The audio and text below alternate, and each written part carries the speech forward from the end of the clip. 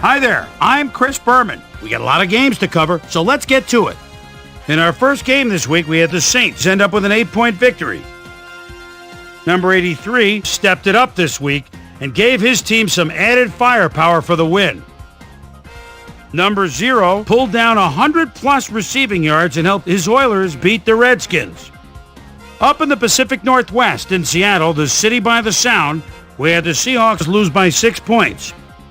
Packers, Lions. Sound, where number 80 was definitely a key as he was able to work his way open for a big one here. The Lions win this one by the final score of 28-24. In a long-standing NFC rivalry, we had the Rams pick up win number 2.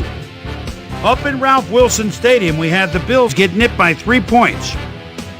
The 49ers erupted for 400-plus offensive yards in their victory at 3Com Park. Broncos, Patriots.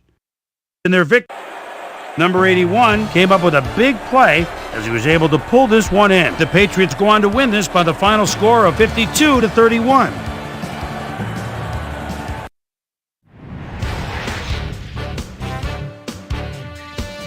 We had an interesting free agency pickup of note here. Trey's got the lowdown for us. Trey? All right, Chris.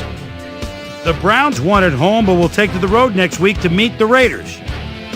Randy Moss had a stellar game, but all said and done, his performance wasn't enough to lift his team to a victory.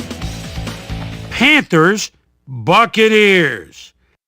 Former William Hampton would come up with a huge play here as he was able to pick one off here, then had some clear sailing in front of him. The Buccaneers win this one by the final score of 48-45. Number 88 hauled in over 150 yards receiving and helped his Colts beat the Jaguars.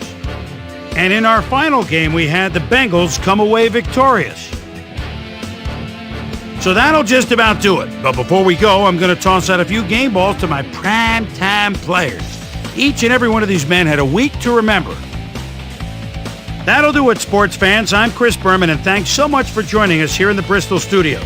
We'll see you next week right here on ESPN, the worldwide leader in sports.